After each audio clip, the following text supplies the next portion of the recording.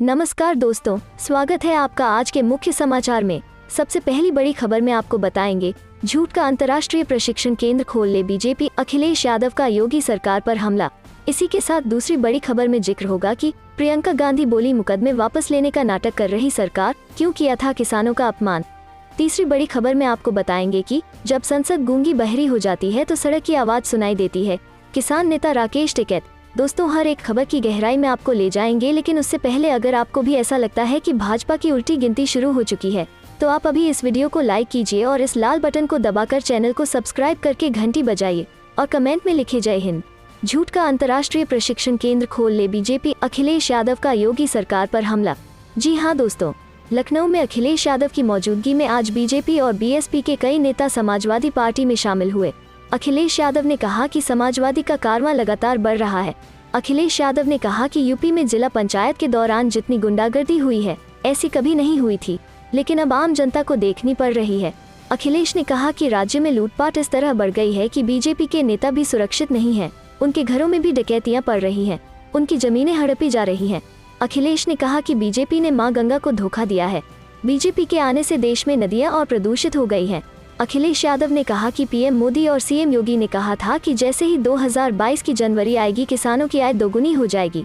इसलिए हम किसानों से कहना चाहते हैं कि अब बस 3 महीने की बात है, जनवरी में आपकी आय दोगुनी होने जा रही है। अखिलेश ने कहा कि किसान जानते हैं कि साल बदलने से किसानों की किस्मत नहीं बदलने वाली है, सरकार बदलने से किसानों की किस्मत बदलेगी। भारतीय जनता पार्टी पर बरसते हुए अखिलेश यादव ने कहा कि बीजेपी को झूठ बोलने का अंतर्राष्ट्रीय प्रशिक्षण केंद्र खोलना चाहिए। उन्होंने कहा कि अगर समाजवादी नेता ये ट्रेनिंग सेंटर खोलते हैं तो उन्हें मुफ्त में जमीन देंगे। अखिलेश ने कहा कि बीजेपी ने कहा कि बुंदेलखंड में 2 एयरपोर्ट बनवाएंगे। अखिलेश ने कहा कि मुख्यमंत्री जी ने बेरोजगारी 17% से घटाकर 4% कर दी। लगता है वे झूठ बोलने की बढ़िया ट्रेनिंग लेकर आए हैं। अखिलेश यादव ने कहा कि मुख्यमंत्री योगी आदित्यनाथ आज टैबलेट बांटने जा रहे हैं, तो पिछले 4.5 साल में वो जनता के बीच कौन सा टैबलेट बांट रहे थे। उन्होंने घोषणा पत्र में लैपटॉप और वाईफाई देने का वादा किया था, उसका क्या हुआ। अखिलेश ने कहा कि इस सरकार में व्यापारी और किसानों पर जितना जुल्म किया जा रहा है उतना कभी नहीं हुआ। अखिलेश यादव ने कहा जिस तरह इस सरकार ने यूपी में सस्ते शौचालय बनाए, उसी तरह सस्ते एक्सप्रेस बना रहे हैं। बीजेपी राज में बने शौचालयों का क्या हाल है आप जानते हैं। अखिलेश ने कहा कि बीजेपी का प्रिय काम शौचालय बनवाना है, लेकिन इन्होंने नए एक्सप्रेसवे पर कभी शौचालय नहीं बनवाया है। चलते हैं अगली खबर की तरफ। प्रियंका गांधी बोली, मुकदमे वापस लेने का नाटक कर रही सरकार, क्यों किया था किसानों का अपमान। जी हाँ दोस्तों, योगी सरकार ने किसानों पर पराली जलाने को लेकर दर्ज केस को वापस ले लिया है। योगी सरकार के फैसले से सैकड़ों किसानों को राहत मिली है। एक आदेश में कहा गया कि सरकार ने पराली जलाने के मामले में किसानों के ऊपर से 868 केस वापस ले लिए हैं। उधर पराली को लेकर दर्ज किए केस वापस लेने के बाद योगी सरकार विरोधी दलों के निशाने पर आ गई है। कांग्रेस महासचिव प्रियंका गांधी ने इसको लेकर सरकार पर जोरदार हमला बोला है। साथ ही उन्होंने इसे सरकार का नाटक करार दिया है। प्रियंका गांधी ने गुरुवार को एक ट्वीट कर सरकार पर कटाक्ष किया है। प्रियंका ने कहा, जब यूपी सरकार पराली जलाने के लिए किसानों के साथ अपराधियों की तरह व्यवहार कर रही थी, उस वक्त कांग्रेस पार्टी ने कहा था कि किसान का धान कानूनी व पराली गैर कानूनी कैसे। इसके अलावा प्रियंका ने आगे कहा कि चुनाव आते मुकदमे वापस लेने का नाटक करने वाली सरकार को बताना चाहिए कि किसानों का अपमान किसके आदेश पर किया गया था। गौरतलब है कि बीते महीने योगी ने पश्चिमी उत्तर प्रदेश के किसानों से संवाद के दौरान केस वापस लिए जाने की घोषणा की थी। मुख्यमंत्री ने कहा था कि मुकदमे वापस लेने के साथ ही किसानों पर लगाया गया जुर्माना भी माफ किया जाएगा। इस दौरान गन्ना मूल्य भुगतान करने और गन्ना मूल्य में बढ़ोतरी करने से लेकर तमाम मुद्दों पर मुख्यमंत्री ने किसानों से बातचीत की थी। बातचीत के दौरान ही पराली जलाने पर मुकदमा दर्ज होने की शिकायत सामने आई, जिस पर मुख्यमंत्री ने ऐसे सभी मुकदमे वापस लेने का भरोसा दिलाया। मुख्यमंत्री ने कहा कि जिन किसानों पर जुर्माना लगा है उसे भी माफ किया जाएगा। चलते हैं अगली खबर की तरफ। जब संसद गूंगी बहरी हो जाती है तो सड़क की आवाज सुनाई देती है, किसान नेता राकेश टिकैत। जी हाँ दोस्तों, किसान नेता राकेश टिकैत ने कहा है कि जब संसद गूंगी बहरी हो जाती है तो सड़क की आवाज सुनी जाती है। उन्होंने 3 कृषि कानूनों को लेकर किसानों के करीब 1 वर्ष से चल रहे आंदोलन के संदर्भ में यह बात कही। भारतीय किसान यूनियन नेता टिकैत ने एनडीटीवी के साथ बातचीत में कहा कि हम जो आंदोलन कर रहे, यह वास्तव में जनता का आंदोलन है। घोषणा पत्र में नरेंद्र मोदी सरकार ने जो बात कही उसके अलग काम हो रहे हैं। किसान नेता ने कहा कि सब जमीन बेचने में लगे हैं, यह बात घोषणा पत्र में तो नहीं कही गई थी। भारत पेट्रोलियम को बेच रहे हैं, बीएसएनएल को बेचेंगे। भारतीय रेलवे में चादर और कंबल नहीं दिए जा रहे, लेकिन स्टेशन का नाम देकर किराया बढ़ाया जा रहा। देश के करोड़ों नौजवान दिल्ली की तरफ देख रहा है, जिनसे जॉब का वायदा किया गया था। 7 सितंबर को आहूत भारत बंद के बारे में टिकैत ने कहा, इस बारे में हम सबसे बातचीत कर रहे हैं, बंद बिल्कुल होगा। हरियाणा के एक बीजेपी नेता के इस बयान की किसान आंदोलन के कारण ड्रग्स की समस्या बढ़ गई है।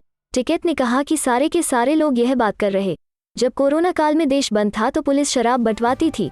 इस सवाल पर कि गाजियाबाद से रोजाना दिल्ली आने वाले लोग चाहते हैं कि हाईवे की एक लेन को खोल दिए जाए, टिकैत ने कहा कि हमारी यह लड़ाई उन लोगों के लिए ही है। जो आलू हम 1.5 रुपए किलो में बेचते हैं वो उन्हें कितने रुपए में मिलता है, जो दूध हम 22 रुपए लीटर बेचते हैं आम लोगों को वो कितने रेट में मिलता है। उन्होंने इस मामले में बाजरे का भी उदाहरण दिया। किसान नेता टिकैत ने कहा, रास्ता हमने बंद नहीं कर रखा है, पुलिस ने बंद कर रखा है। हम तो कह रहे हैं कि हमें दिल्ली जाने दो। आज स्थिति यह है कि कैमरा कलम पर बंदूक का पहरा है। चलते हैं अगली खबर की तरफ। कहीं आपके चैनल का नाम ही न बदल दे, सीएम लाइव इंटरव्यू में एंकर और योगी आदित्यनाथ की चुटकी लेने लगे अखिलेश यादव। जी हाँ दोस्तों, उत्तर प्रदेश में विधानसभा चुनाव को लेकर सियासी पारा बढ़ा हुआ है। राजनीतिक पार्टियां एक दूसरे पर प्रहार करती नजर आ रही हैं। समाजवादी पार्टी के प्रमुख उत्तर प्रदेश के पूर्व मुख्यमंत्री अखिलेश यादव बीजेपी पर लगातार हमला कर रहे हैं। अपनी पार्टी की तैयारियों को बताते हुए वो दावा कर रहे हैं कि यूपी में सपा की पूर्ण बहुमत वाली सरकार बनने जा रही है। एक इंटरव्यू में पहुंचे सपा प्रमुख ने सीएम योगी द्वारा कई शहरों के नाम बदले जाने पर चुटकी लेते हुए एंकर से कहा कि कहीं आपके भी चैनल का नाम न बदल दिया जाए। इस इंटरव्यू के दौरान सपा प्रमुख से यूपी की राजनीति को लेकर कई सवाल पूछे गए।